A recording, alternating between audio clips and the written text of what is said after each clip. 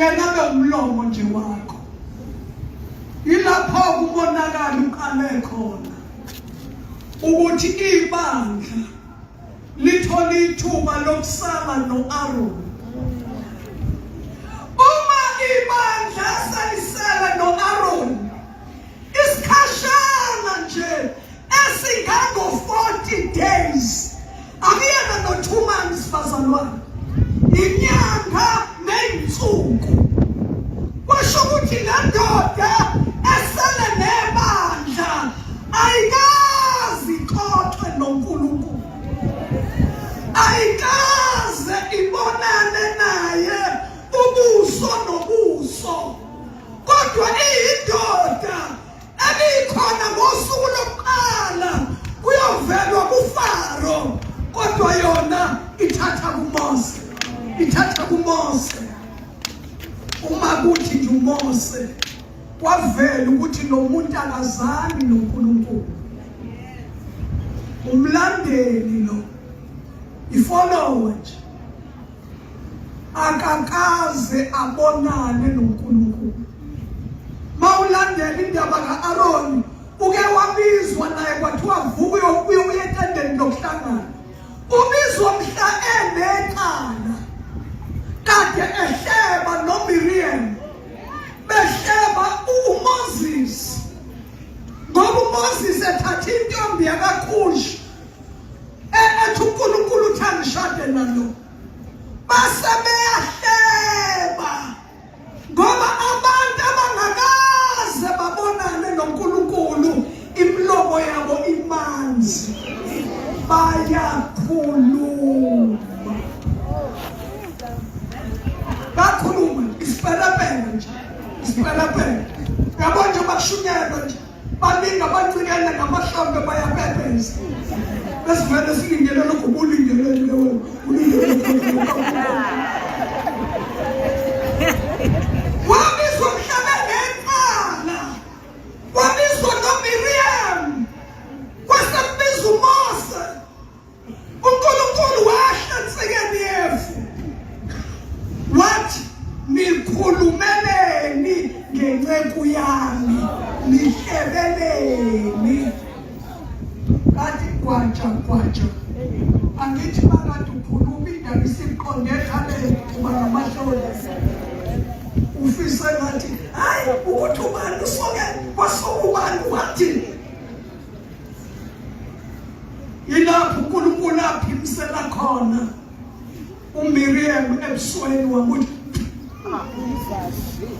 wase eba nebala elimhlophe ebusweni nochoko, ephindiselelwa nje ukuthi uhlebe ngenceku kaNkulunkulu.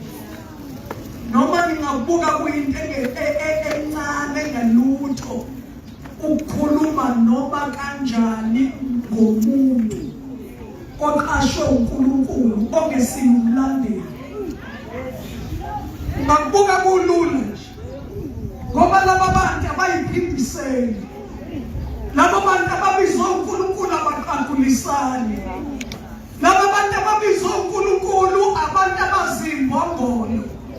Kugibela umfana, kugibela indoda, kugibela umfazi, kugibela intombazana, bona bavumile njengokusho ka-Isaya ukuthi yenza umhlane wakho ube isitarathi sabadlulayo. Kodwa indaba yamidlala bazalwa, kulo monakalo ongaka waqalaphi? Waqala umuntu owenzazanga bonane noNkulunkulu. Yes, Bishop. Ngikusaqhubeka lapho namanje. Bayibona nawo bayibuka abanye kubhaliwe. Ngixova abantu Babhale ukuthi bayibuka abanye. Iyavela bayibuka abanye. Uyikhokhela istaff uthi usubiziwe usuku. Yeah, ilive. Na be comment, imoto enesonto emhlane stairs. Kwenziwe izinto eziyisayensi yokumnyama ukuthi umuntu abe nebandla elikhulu. Yonke lento ayihlangene nempilo yobuKristu, ibhizinisi yabantu. Bishop bayibuka abanye so bayakhomenta. U-Aaron lithi iBhayibheli lami wabadukisa abantu. Wabakhipha kuwo wonke umqondo wokwesaba uNkulunkulu. Wathinta indlebe zabo emazwini abayalwe ngawo bephuma eGibhithe. Wathi uNkulunkulu manigcina imiyalo yami nilonda amazwi ami ngiyoba uNkulunkulu wenu. Isenzo sika-Aroni senza indlebe zabantu zakhohlwa ukuthi utheni uNkulunkulu. Baze bakhohlwa nayimangaliso abaphume ngazo eGibhithe. Baningi abantu abenzelwe uNkulunkulu izinto ezimangalisayo, kodwa abamdeleli bathi go. Uma-ke uMose elibele entabeni, u-Aroni uthi asazi ukuthi uMose uvelelwe yini, asazi. Angithi u-Aroni akazi naNkulunkulu, akazi ngisho ukuhlalela uNkulunkulu, akakwazi. Wazi ukuthi uma ngibona uMose ngilalela ukuthi uthini ngisho kubantu. Wathi khumulana amacici, khumulana amabhengela, lethani izinto zegolide. Isho ukuba kwasekuyinesikhathi ningangizondi, kwakuyodinga impintshisi. Manje kwasekuyilesi sikhathi udlawu lwalungeke lusale ukuthi kukhishwe notshayela ohlala emazinyweni. Kwakuyoba kuxhakaxhaka bokushungishu ngoba kwakufuneka izinto ey'kwebezelayo ukuthi zisuse abantu kuNkulunkulu. Amen. Badala bayikhumula nje. Wayithatha u-Aaron wayiphonsa emlilweni. Yes. Zancibilika. Uyabona ukuthi nakho kufaka emlonyeni kukhona okushibhile okungancibiliki. Lokho ukuthayela nokukhotha kuze kwemhlobo. Khona-ke nokuyigolide kancane. Kodwa kwafakwa emlilweni. Wancibilika, wabumba ithole legolide. Walibeka la, wathi nampa-ke, nampa onkulunkulu abanikhipha eGibhithe. Ngicela ukubuza bazalwane, kwakuyiqiniso noma kwakwamanga? Kwakwamanga. Wayekhona eGibhithe kukhululwa ibandla. Kodwa namhlanje ngenxa yokuthi yena akabonananga noNkulunkulu, kulula ukuhlukukisa abantu ababhekisele lithayizwa abantu abahambe babhekele. Umuntu owumfundisi, owumshumayeli, ohambe phethe iBhayibheli, engakaze ahlangane noJesu namandla akhe, yibona laba bayidudula bayibhekisane.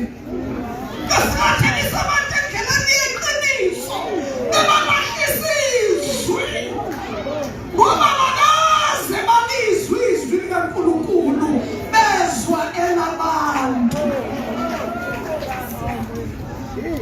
Into ebuhlungu bazalwane ukuthi uma uMose sebuya uzumsinde kamu, ngoba abantu bangehlutshulwe uNkulunkulu bayahlangana ngokukhonza, kodwa banomsindo ongabekezeleki. Bishop, yebo. Uma sakhuluma noJoshua utho wani lo msindo? Shuthi i-camera, shuthi angi-on i-camera. I mean i-light. Khona bathi angi-on i-camera.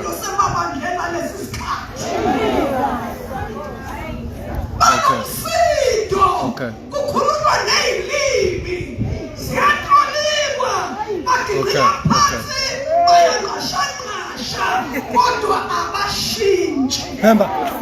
Akusiwo umsindo wokuqoqa, akusiwo umsindo wokuqoqa, Hamba. umsindo njengowangana kunje. Bazalwane, ngicela ukusho ukuthi njengoba sibona kunje ulaka lukaNkulunkulu. iBhayibheli lami lithi uNkulunkulu wavutha intukuthelo yakhe ngoba abantu babehlubuka kuNkulunkulu baya kubani.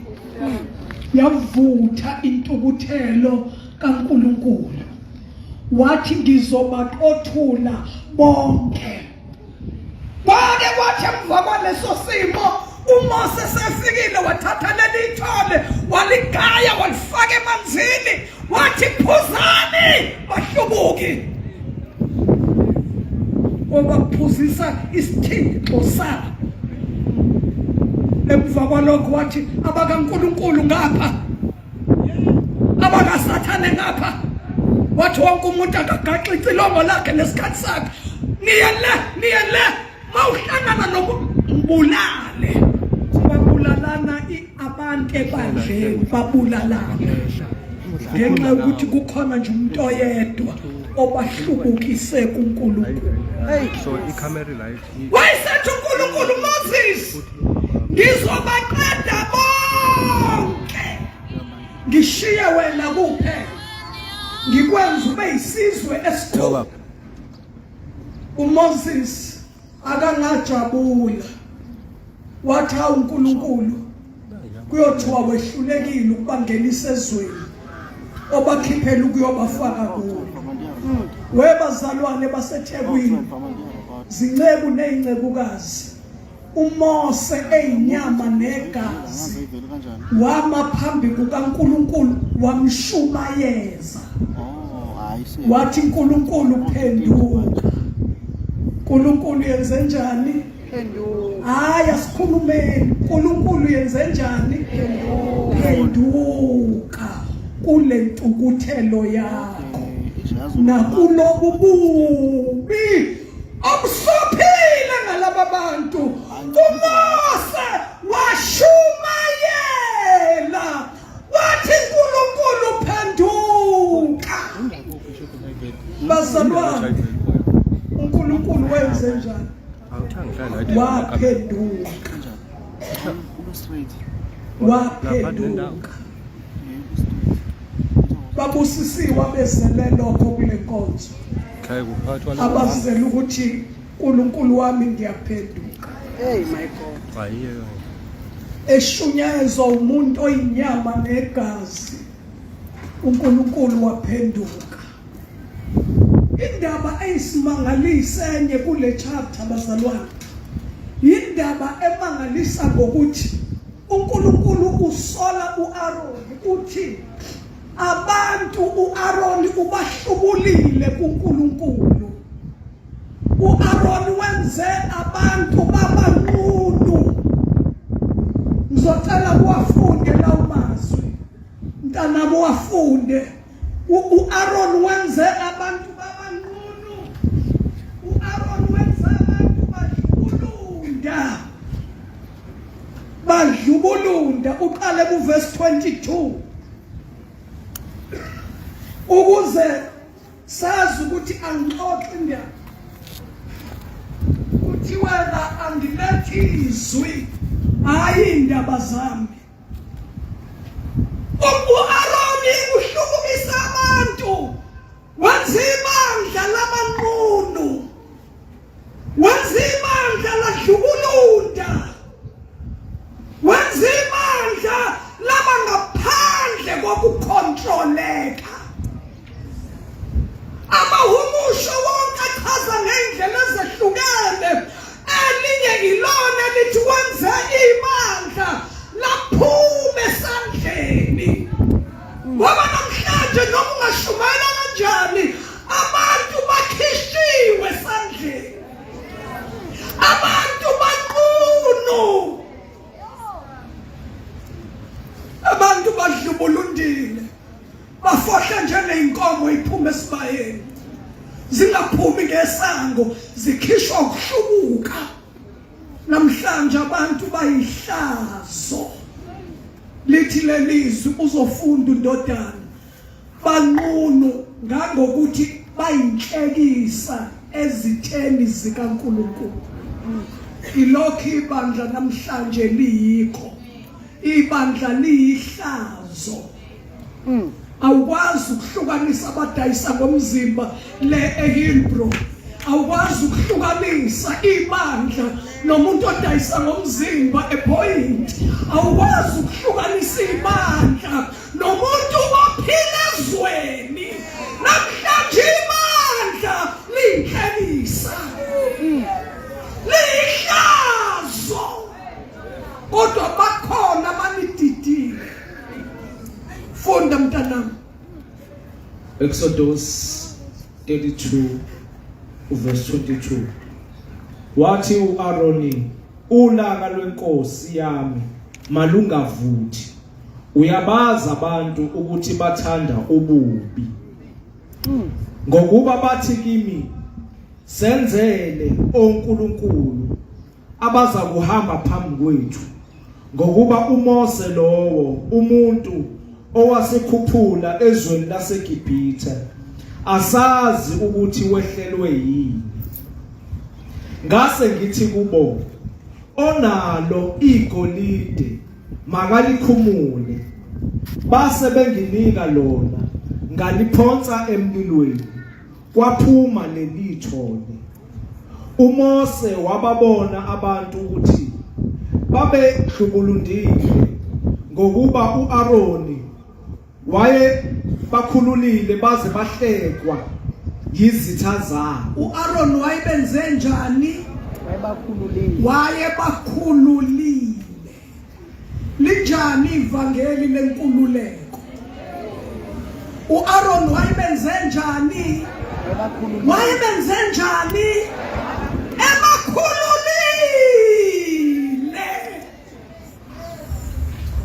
Bathi abantu ngeke sibuyele ebugqilini. Ivangeli balibiza ngobugqila. Kanti thina uma indodana imkhulula ningabakhululeka impela. uAaroni wayebakhululile abantu. Asiyena encwadini yamaGalatia chapter 1 from verse number 6. Ngiyayixoxa futhi le ndaba. Uma kunesidingo sokuthi ifundo izofundwa, lana umpostoli uPaul ukhala ngabantu, ukhala ngebandla. Uthi ngiyamangala from verse number 6 esahlukweni sokuqala encwadini yamaGalatia. Ngiyamangala, ngiyamangala, nami ngiyamangala eThekwini.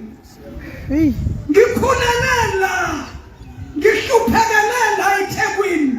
Ngaba ingane ehlala emgwaqeni la eClermont eThekwini. Ngaqala ukushumayela ivangeli nama-70s la eThekwini. Kodwa namhlanje nami ngisho njengoPaul ngithi ngiyamangala ukuthi nihlubuka masinya kangaka kulo ivangeli eliyilo niye kwelinye. Funda mntanami suka ku verse number 6. Siyafunda kwaba seGalatia isahloko sokuqala isahlokwana sesibili sesithupha. Ukuhlubuka kwaba seGalatia kulo ivangeli eliyi. Ngicela usiphinde isihloko. Ukuhlubuka kwaba seGalatia kulo ivangeli eliyi. Ngicela usiphinde futhi. Ukuhlubuka kwaba seGalatia kulo ivangeli eliyi. Elinjani bazalwane? Eliyilo. Phela ivangeli linye bakithi. Ukukholwa kunye, uNkulunkulu munye, uMoya Ngcwele munye, umbhabhadiso munye. Funda ke mntanami. Ngiyamangala ngokuba nimhlubuka masinya kangaka yena owangibizela emuseni kaKristu niye kwelinye ivangeli. Niye kuphi? Kwelinye. Haya sikhulumeni bo. Niye kwelinye.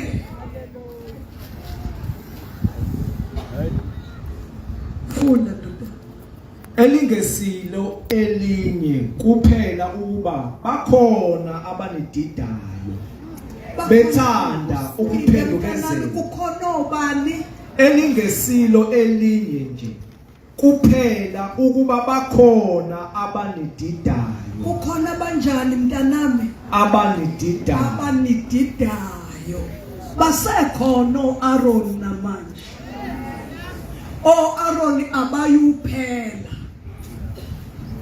Abantu abangabonananga noNkulunkulu. Ivangeli bazalwane lilethwa abantu emhlabeni ababethunywa uNkulunkulu. Bebeke phansi ukuphila kwabo. Enkosi yami. Bekuncamela ukufa kunokuphila. Kodwa endleleni kwavela uAaron. Babadida abantu. Namhlanje ibandla liyinhlekisa lihlekwa izitha. Qeda mntanami. Bethanda ukuphendukezela ivangeli likaKristu. Kepha ke noma kungaba yithina noma ingelosi evele ezulwini elishumayeza ivangeli eliphambene nalelo esalishumayeza lo makabe ngoqalekisiweyo. Noma ingelosi evele ezulwini noma omunye iman of the hour eqhamuka noma ikuphi, uma kukhona umuntu oshumayela ivangeli elingesili ivangeli elinamandla kaNkulunkulu, iBhayibheli lami lithi akabe ngoqalekisiwe. Amen. Ivangeli akusili isonto, ivangeli kuyona iministry kaSibambani, ivangeli amandla kaNkulunkulu ashintsha impilo yomuntu. Amandla banisusa evangelini okuyilo baniyisa kwelinye. 2 Corinthians chapter 11. Sesizofunda incwadi sikhonze ngihlale phansi. AbaseKorinte besibili manje bhala ngoba baseBerea babe bahle kunabanye ngoba babethi sebeshunyayeziwe. Babuye bayoyibheka lezi zinto ngokwezwi ukuthi le ntshumayelo esizwile injalo yini ezwini likaNkulunkulu. Ngoba ngomhla womgwebo ngeke usho ukuthi ngaphazanyiswa umpostoli ubishop wayethe ubishop umpostoli man of the hour. Man of God. Iyoni man of God. Ingaphi manje man of God? Where man of God? Man of God. Postoli. Angithi amatayitela lana abantu abayibiza ngawo. Bazalwane igama liyabulala. Kodwa uma uyaphilisa. Ididwa yileli nje elithi he or she is an apostle. Ungakaze kusizakale nishisa lukazi sinethipi. Uthi Paul wami lokuthi ngumpostoli yinina. Wavela abapostoli kodwa singakezwa kushikhatha. Uphawu lokuthi umpostoli yinina. Wena upostolaphi wena? Wena upostoli nje. Washiphela ngotweni walinde balandeli ngoba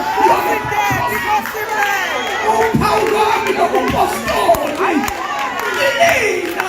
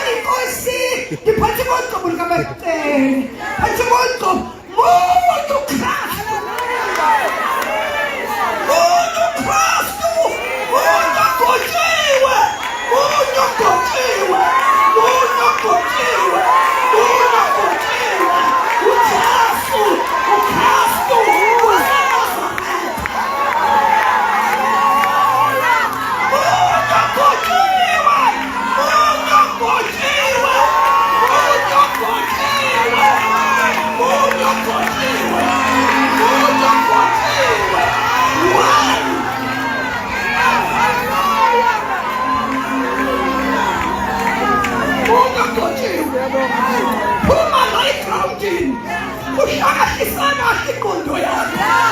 Awuphila phansi kogobo lwendoda ethile. Lapho ufike la siyakhona. Ugobo oluphula amajoka abumnyama olukaJesu Kristu. Ukuthi Kristu kusho ukuthi ogcotshiwe uMesaya, ogcotshiwe uJesu, ogcotshiwe. Ayikho indoda okudinga kuphila phansi kogobo lwayo. I-right lingizonke. Akekho umfazi oshumayelayo odinga abantu baphile phansi kogobo lwakhe. Umuntu Kristu. Umuntu ogcotshiwe. Umuntu ogcotshiwe. Yikho ningashintshi. Ningezi phansi kwey'ngcobo zabantu abayinyama. Abanye bayaseba, bayazalisa. Ningaphila ngaphansi kogobo lwakhe.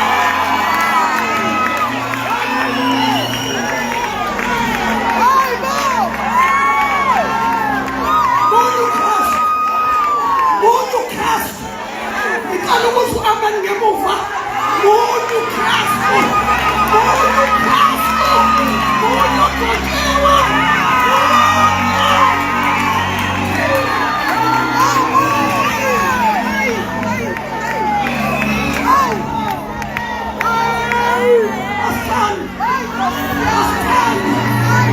Asithandi. Isonto kusasa liyalapha ya phansi kogobo lwendoda emqala nayo. Ufike usho ukuthi umuntu ogcotshiwe. Umuntu ogcotshiwe. Umuntu ogcotshiwe. Isikhathi sokugcina lesi. Mawungizonda ngizonde, mawungibulala ngibulale. Umuntu ogcotshiwe. Munye alwakho ugobo lwephula amajogo obumnyama.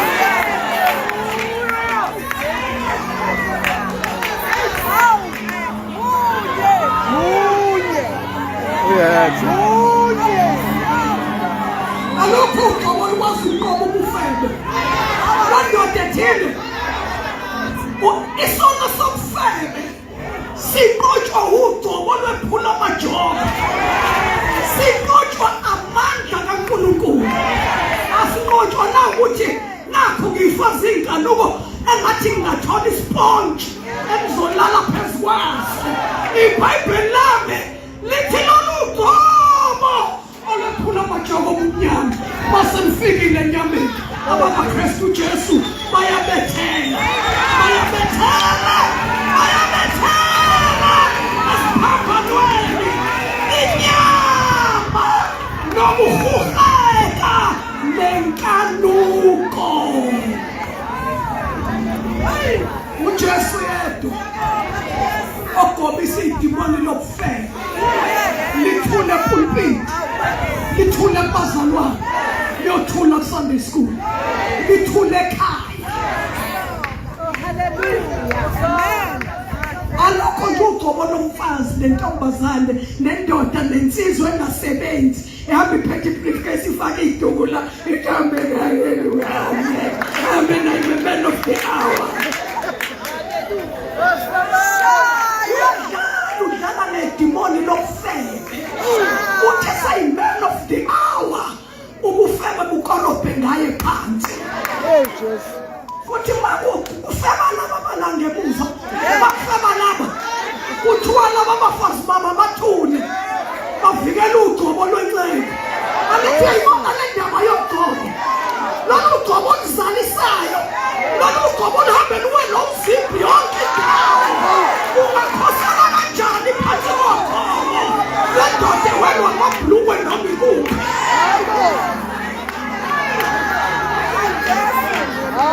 Jesu. Sisize baba. Hallelujah. Hallelujah. Yale maphelo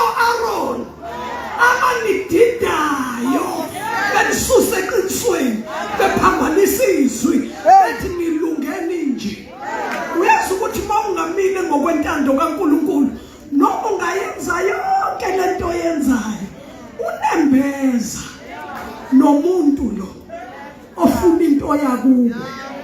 Hayi ngiyaxoxela uthi usiwenzile konke okutshelwe yiman of the hour, okutshelwe uapostle, kodwa umuntu ongaphakathi athi ngikwenzile konke kodwa mina ngifuna into yakithi. Ngifuna into yakithi. Silapha nje bazalwane, abanye abathanda ukubala bacabanga ukuthi if anyway ngiye ngani, kodwa umuntu lo hayi nya ofuna ekhaya ngoba mina ngifuna into yakithi. Amen. Hey Nkosi yami siyabonga. Ngifuna into yakithi. Hayi ungaze ufike lo ukufa unje. Hayi angithi phela masenifile kuthiwa qhaqhani lezinwele zabafileyo. Angahambe nje.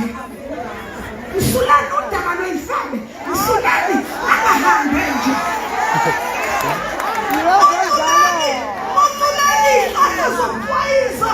Usulani angahambe nje.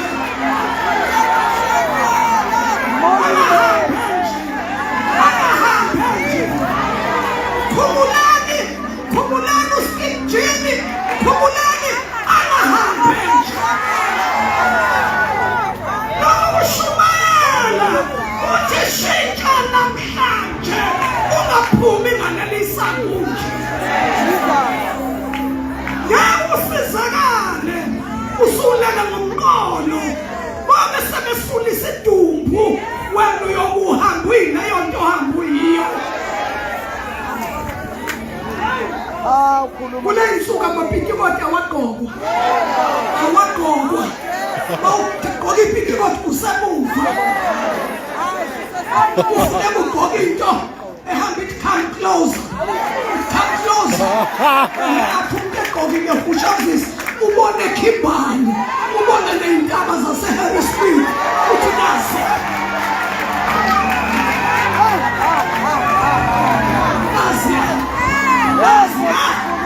Nazi Khimbani.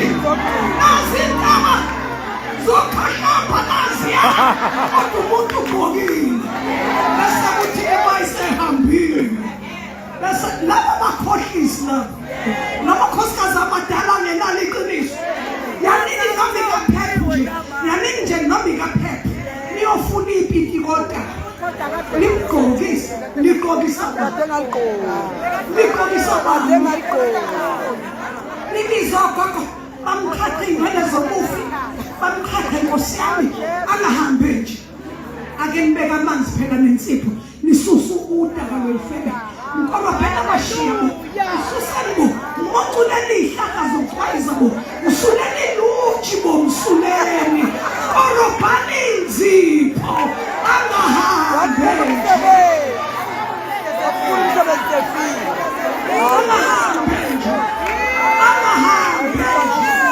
Angahambe. Iqiniso. Usuke kade wahamba. Ulale. Uyovuka ngomhla ugcina uvukele kulokho laluyikho. Hey khuluma mama Madlala. Hallelujah. Siyabonga. Siyabonga. Funda 2 Corinthians. Khona kuzocaca ngokwezwi ukuthi likhona elinye ivangeli. Ukhona omunye uJesu. Ukhona omunye umoya. Uma kushizwe kusho ukuthi ku-amen kunjalo. And laba bantu abashumela abanye oJesu bayasabela manje oJesu ukuthi yimloyo. Phenduka. Ungahambi nje. Noma upastor. Noma umoderator. Usuku lokuphenduka. Iqiniso ukuthi uhamba udayisa ney'ntshumayelo. Niyangimema. Faka imali. Uthi uPaul ngikwenzanga ukushumayela kwami ivangeli kwabiza imali. Uthi ndiphiwe ngesihle. Enkosi yami. Nani phanini ngesihle. Khona izinto engizwa ubangela eThekwini kuthiwa iyagaya imali la eThekwini. kukhona okunye ngengubize negama uma uya nje kukho uphatha so much uyakubiza negama ngizobhimba ngoba ngizazi lezi zinto ezenziwa Aaron one phela umazisi abaningi sebala ngijabula ngiyanconcoza ukuze ukuthi kukhona umuntu wakachiliza ozoshumayela ngiyabuza kulabo abangitshelayo ngithi mina urelated yini kuba kuchiliza bathi umzukulu wathangijunga yini balalo Aaron kungaqhumi nesithombe Ngatunyiswa uJesu Kristu. Hallelujah.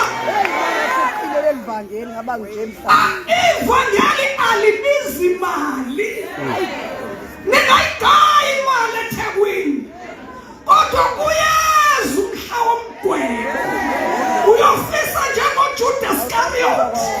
Uthi kuba le mali ngiyakwazi ukuyoyilahla inyaweni zabanikayo. Ngoba ngiyashabulela ilangabe. Ukushumayela ivangeli akusiyi business. Ukuthunywa. Alithi manje kuncipha abantu abathunyiwe. Kwandopastor. Kwandobishop. Kwandifundisi. Hayi. Nabo abasona isibonelo. Lento yenziwa yilaba bayithatha kulaba uma ubona abafazi enkonzweni bengambozile amakhanda isikhathi esiningi bashinyayizwa yilaba angifuni ukuphatha izolwazi mina lokhu ngibopha la hambani niye salon ningibuke ngesikhathi ningibuke ngewaterfall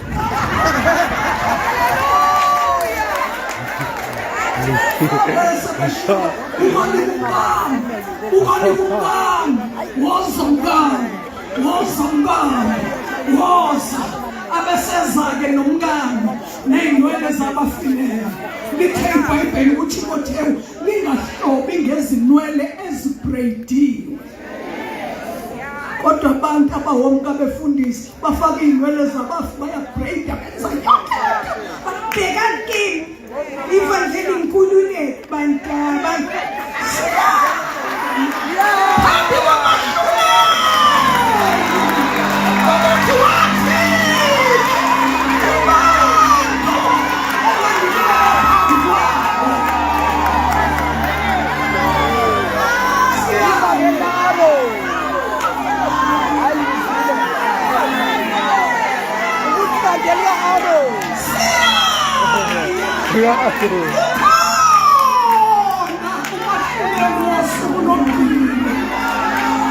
wabizwanga wakala umuntu othubiziwe kuyingozi ngoba umuntu wesifazane une-influence futhi mayindoda noma yayibiziwe ningithethelele uma usumdala uyavama ukufulathela i-audience uma ubiziwe uthi ukhulumela uJesu abesashilo Eva athi ubukisa ngami esontweni lakho mina ngizoyeka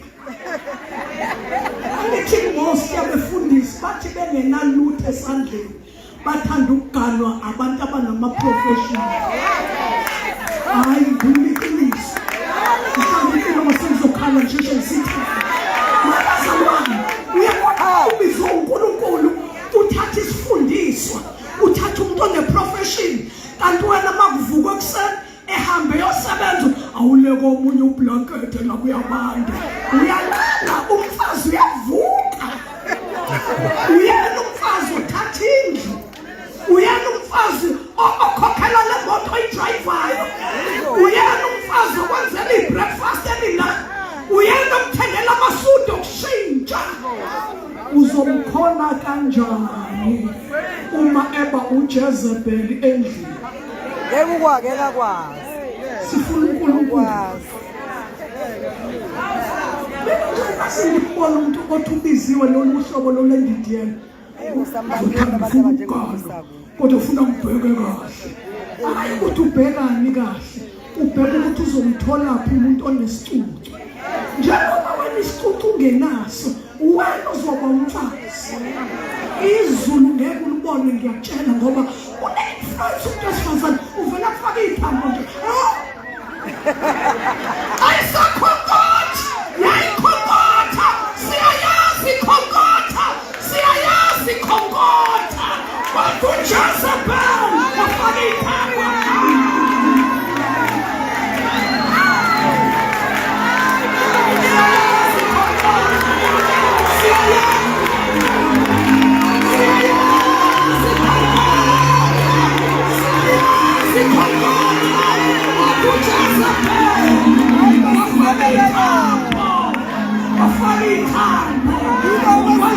Bafundisa abagodolayo abagqoka amabhlukwe balala ngamaphijama bayagodola bafaka amateku bafaka amabhlukwe bese behamba uvanephisa ngoba kumakhaza.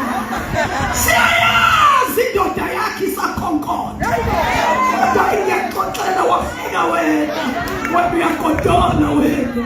Niba namabhlukwe nendoda ekuseni ithi indoda elamlele baba elamlele ifasombekele wabantu siyayazi indoda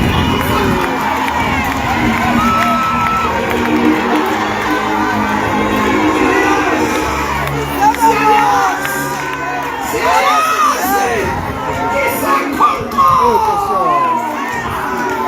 wafibune wafaka ithamba.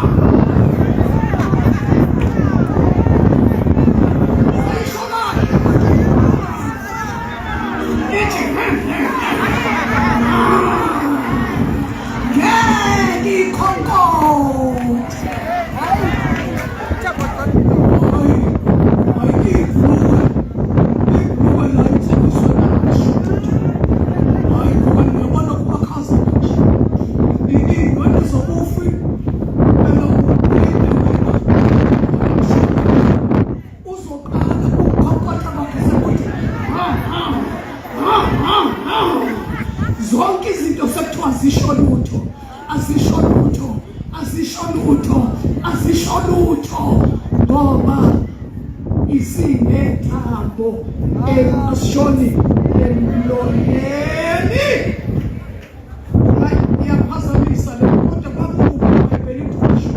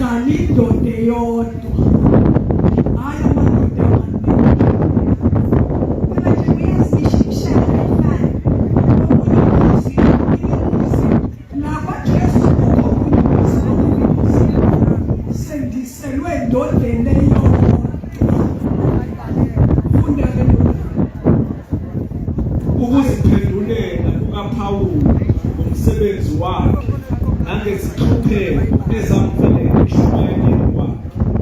Nangani? Nangezihlupheko ezamvelela kuye eshumayeleni kwakhe. Webantu bemali akethatha isitime bakithi.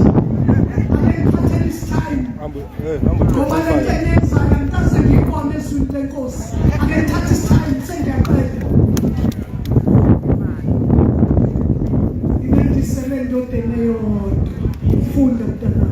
Verse 1. Sengathi ngingagibekezelela ebuwuleni obuyingcosana Yebo ngibekezelele ngokuba ngiyanishisekela ngokushisekela kukaNkulunkulu ngokuba nganendisela endodeni eyodwa ukuba nginiyise kuKristu niyintombi emhlophe kepha nginovalo lokuthi njengalokho inyoka yamkhohlisa uEva ngobuqili bayo kanjalo izingqondo zenu mhlawumbe zingadukiswa ziye kubuqotho nobumhlophe ngakuKristu ngokuba uma kufika umuntu oshumayela omunye uJesu uma kufika omunye umuntu oshumayela omunye uJesu akukhona omunye uJesu singamshumayela noma namukela omunye